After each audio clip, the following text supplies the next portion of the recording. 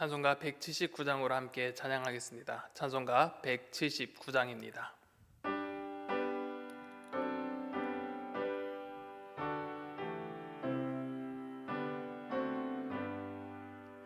주 예수의 강림이 가까우니 저 천국을 얻을 자 회개하라.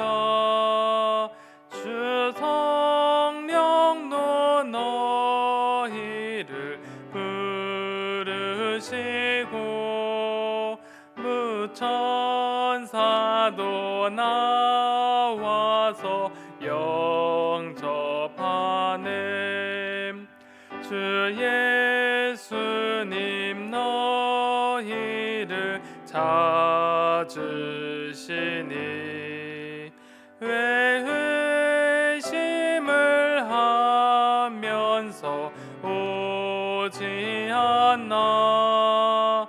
온 세상 죄 다 당한 어린 양은 죄 많은 자 불러서 구원하네. 이 세상이 즐기는 재물로는 내 근심과 고초를 못 면하리.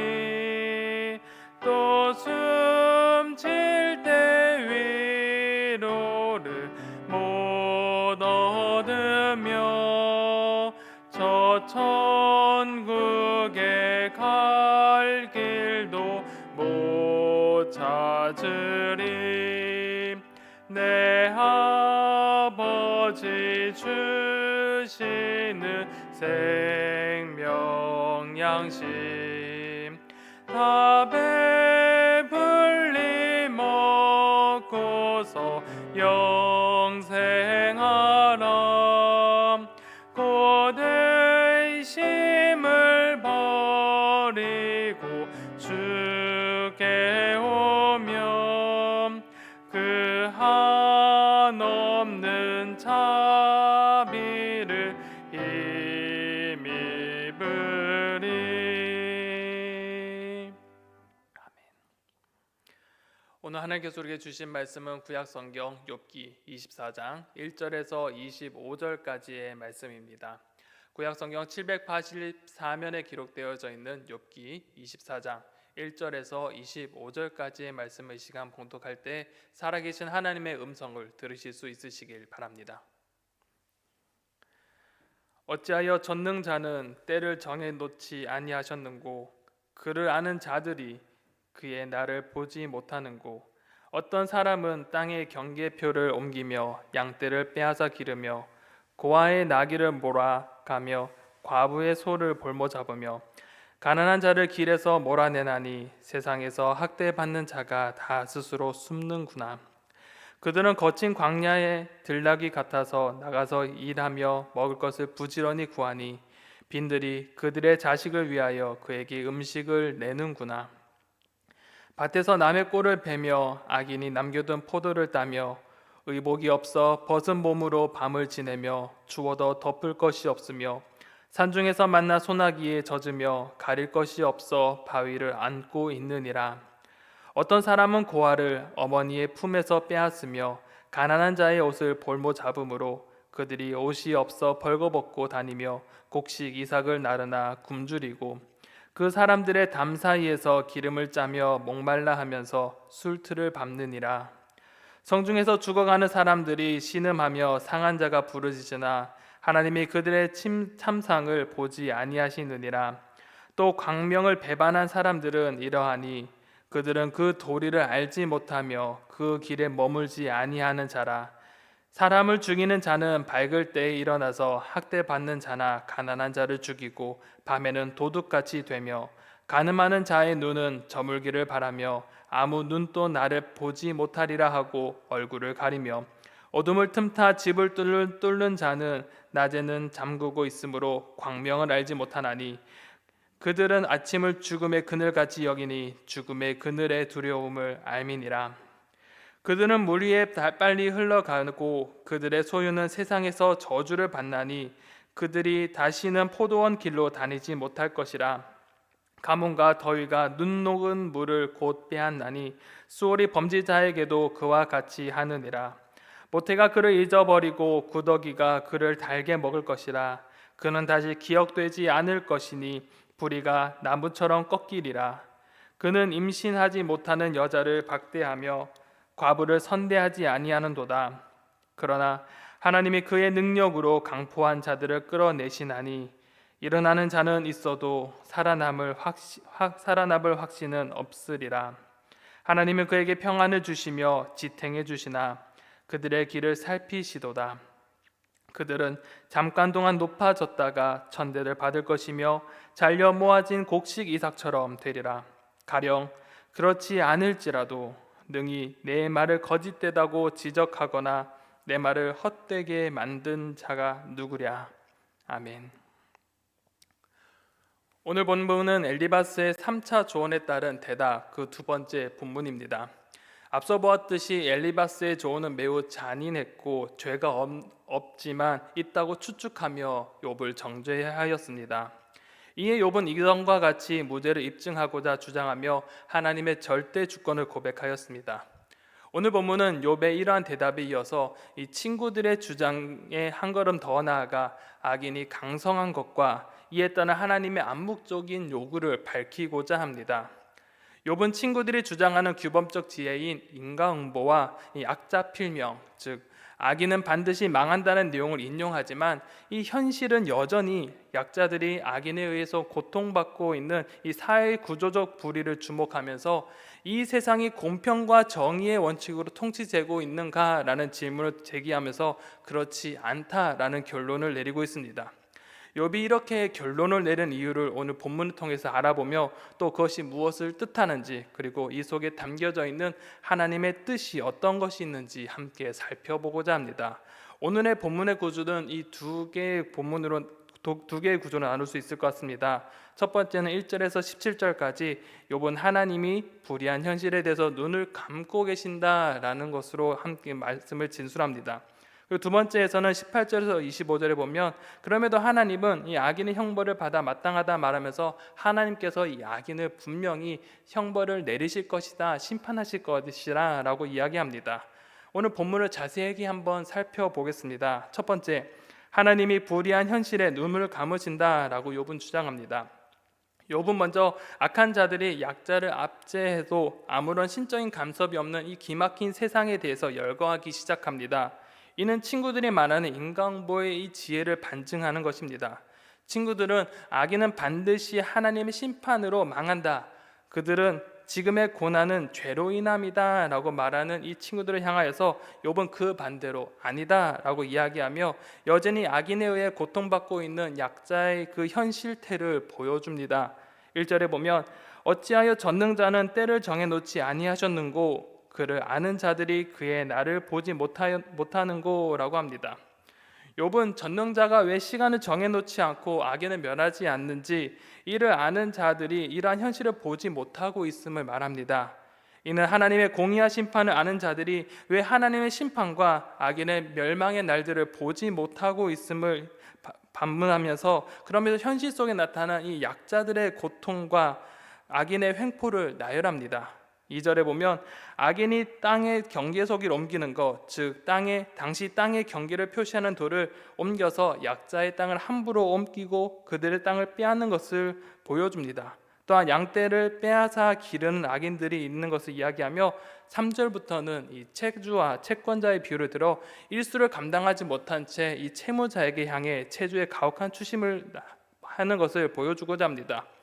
특히 살아가는 삶의 기반, 삶을 이어갈 수 있는 최소한 것도 남기지 않고 무지하게 빼앗아가는 그 채주들의 그 악행들을 보여줍니다. 3절에 보면 고아의 나귀를 빼앗아 가고 과부의 소를 담보로 잡으며 또한 4절에 가난한 자를 길거리에서 쫓겨나게 합니다. 그리하여 약자들은 이 압제자들로 인해 스스로 숨는 것, 즉 사회생활에서 추방당하며 그들의 생존권과 인권이 박탈당해 사람답게 살 수 없게 만들어 버렸습니다. 사회에서 추방된 이들의 삶을 비참하기 그지없습니다. 그들의 삶은 한마디로 가난으로 인한 비참함입니다. 그들은 먹을 것을 구하기 위해 거친 광야로 나가 들나귀와 같이 열심히 일을 하며 먹을 것을 구하지만 빈들에서 그들이 자식을 위해 먹을 것을 구할 수밖에 없었습니다. 또한 6절에 보면 남의 밭에 추수하고 남은 이삭을 주우며 자신의 학대한 악인들의 그 남겨둔 포도를 따먹으면서 그들의 삶을 연명합니다. 더욱이 그들은 의복이 없어 벗은 몸으로 지내는데 기온이 떨어지는 이 밤임에도 가난하여 의복이 없으므로 그저 지낼 수밖에 없었고, 이 산중에서 우고하며 소나기에 온몸을 젖어 가릴 것이 없어 바위를 안고 잠을 청하며 살아갑니다. 5절부터 이어진 이 가난한 이들의 삶의 현장은 바로 피눈물 나는 가난이자 궁핍입니다. 악인들의 압제로 인하여서 그들의 삶은 인간의 존엄이 모욕될 정도로 비참한 삶을 살게 되었습니다. 9절에는 다시 이 채주와 채권자 관계 속에서 채주의 가혹한 만행을 저지름으로 채권자가 고통받게 됨을 보여줍니다. 9절에 보면 아이를 어머니의 품에 빼앗아 고아를 만들고 가난한 자들의 최소한의 보호를 받지 못한 채 그들의 옷을 빼앗아 버립니다. 그로 인해 가난한 자들이 옷이 없어 벌거벗고 다니며 수치를 당하게 되며 땅을 소유한 지주들을 위해 노동을 하는 노동자가 되어서 곡식의 이삭을 나르지만 그들은 풍요를 누리지 못하고 굶주리게 됩니다. 또한 11절에서와 같이 풍요롭게 거두어 들인 것으로 기름을 짜내며 포도를 만드나 이것은 그들의 소유가 아니기에 그들은 여전히 배고픔과 목마름에 시달리게 됩니다. 그렇게 악인들에게 모든 것을 빼앗기고 노동력을 착취당함으로 이 고통에 신음하며 가난 중 다쳐 고통으로 부르짖으나 아무도 그들을 도와주지 않습니다. 또한 심지어 하나님조차도 그들에게 관심이 없는 것처럼 보여집니다. 욥은 지금까지 이 가난한 이들을 관찰하며 그들의 실상을 알려줍니다. 그리고 이제는 악인들의 모습을 관찰하며 그들의 실상을 낱낱이 밝히고자 합니다.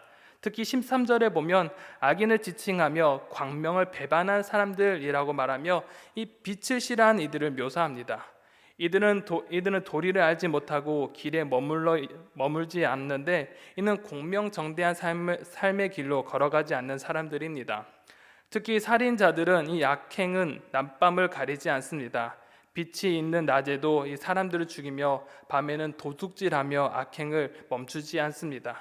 15절에 보면 이 가늠한 자가 나오는데 이 가늠한 자는 그들의 음행을 위해 해가 저물며 어둠이 내리기를 원합니다. 또한 사람들의 눈에 드러나지 않게 하려고 얼굴을 가리며 어둠 속에서 음행하기를 원합니다. 또한 16절에 보면 집을 뚫는 자, 즉 도둑을 말하면서 이 도둑들이 어둠을 틈타 도둑질하면서 낮에는 그의 집에 숨어 빛을 보지 못하고 어둠에 깔리는 시간을 틈타 움직임으로 그들은 그 빛 가운데로 다니지 않는다라고 그들의 실상을 말해줍니다. 그래서 17절에 보면 그의 악행이 저녁 어둠 속에 이루어지기에 날이 밝아온 아침은 그들의 모습이 드러나기에 이 죽음의 그늘같이 여깁니다.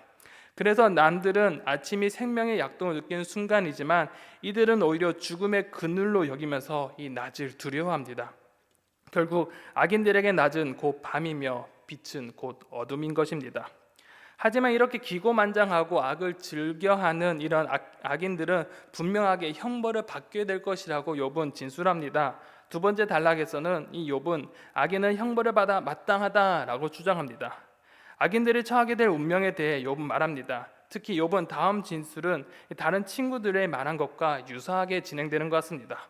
18절에 보면 그들은 물 위에 빨리 흘러가고 그들의 소유는 세상에서 저주를 받나니 그들이 다시는 포도원 길로 다니지 못할 것이다 라고 합니다. 이는 그들의 인생은 빨리 지나가게 될 것이고 그들의 재산은 저주를 받게 되고 그가 경영하는 포도원은 더 이상 경작하지 못하게 될 것이라고 말합니다. 그리고 19절에 보면 그들의 생명이 마치 가뭄과 더위로 인해 눈이 녹으며 그물이 마르게 함과 같이 신속하고 완전하게 그들의 생명이 사그러질 것이라고 이야기하며 죄인들은 무덤 속에서 사라지게 될 것이라고 이야기합니다.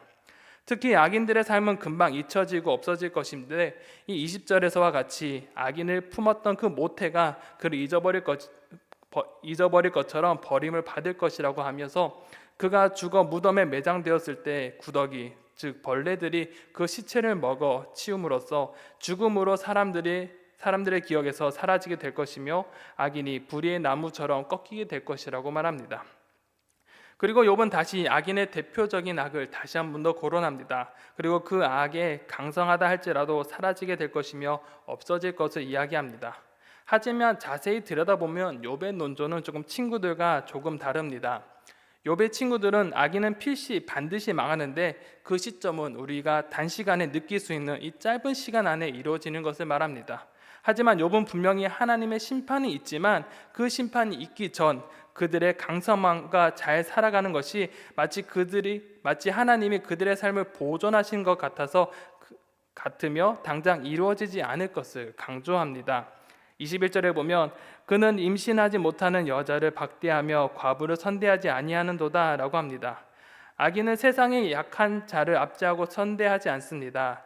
옛 우리나라와 같이 임신하지 못한 여자들이 박대당하는 것과 같이 악인들은 그들을 학대하고 남편을 잃어 사회적 기반을 잃어버린 과부를 선택하지 않습니다. 그리고 그들을 향해 선을 베풀지 아니합니다. 그런데 이러한 악을 행하는 자들도 하나님이 잠시 그들을 보존시킵니다. 22절에 보면 그러나 하나님이 그의 능력으로 강포한 자들을 끌어내시나니 일어나는 자는 있어도 살아남은 확신이 없느니라 라고 합니다. 여기서 끌어내시나니는 하나님이 이 강포한 자들을 보존시킨다는 의미를 지니고 있습니다. 하나님께서는 당신의 주권으로 악인을 보존하십니다.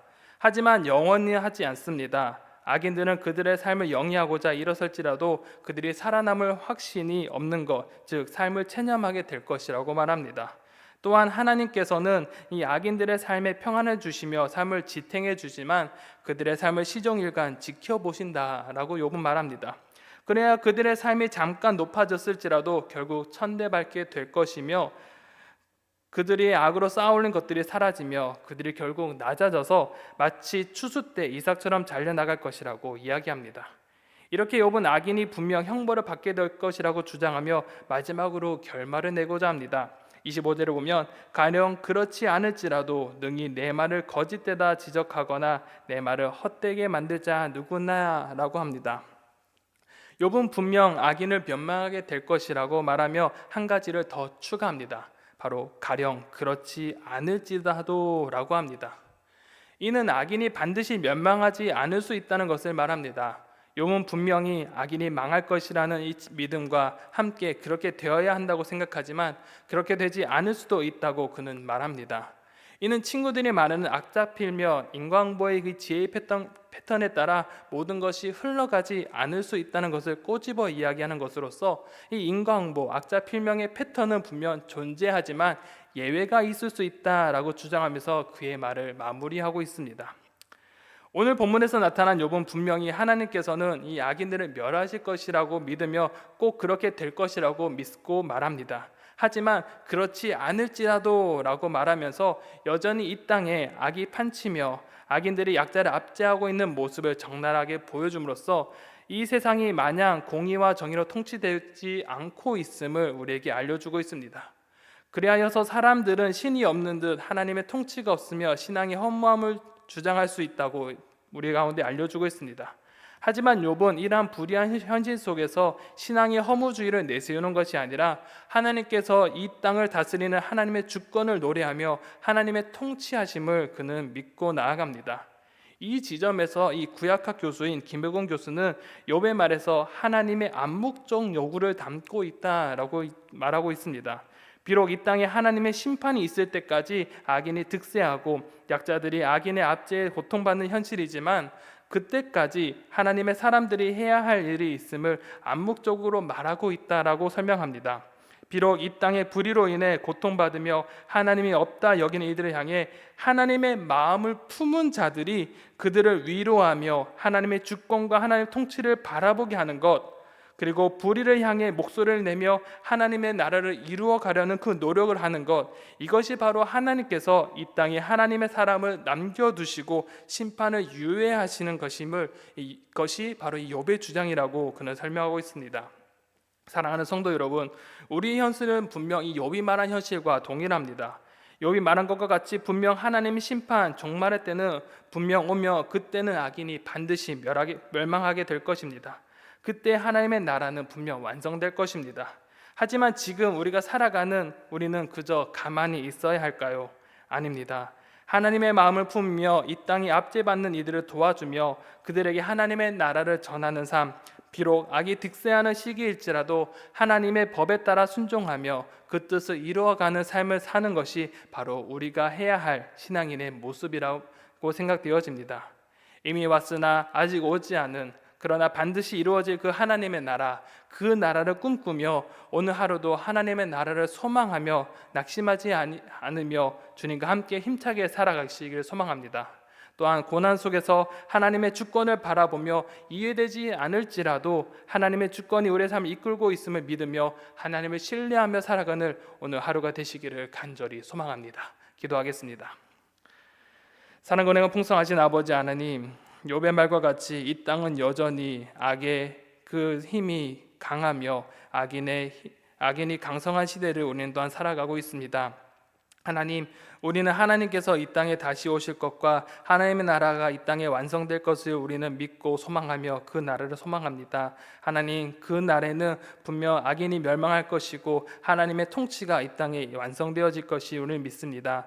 하지만 아버지, 그 날이 이루어지기까지 주님, 우리가 이 땅에서 하나님의 나라 그 통치 아래 살아가게 하여 주시고 하나님의 신뢰함으로 이 땅을 살아가는 우리의 삶이 될 수 있도록 인도하여 주시옵소서. 하나님, 우리의 삶이 이해되지 않더라도 하나님께서 우리의 삶을 주관하시고 역사하시는 것을 믿으며 신뢰하며 주님과 함께 동행하는 삶을 살게 하여 주시고 우리의 삶 속에서 여러 어려움과 환난이 있을지라도 그 속에 있는 하나님의 주권을 기억하며 하나님께서 우리의 삶을 통치하시며 선한 길로 이끌어 가실 것이라는 것을 기대하며 믿음으로 살아가는 우리의 오늘의 하루의 삶이 될 수 있도록 인도하여 주시옵소서. 하나님, 주님께서 우리의 삶을 주관하실 것을 믿습니다. 하나님, 주님을 신뢰하며 살아가는 오늘 하루가 될 수 있도록 주님 우리의 삶을 붙잡아 주시옵소서. 오늘 하루의 모든 것을 주님께 의탁하오며 살아서 역사하시는 예수 그리스도의 이름으로 간절히 기도드립니다. 아멘.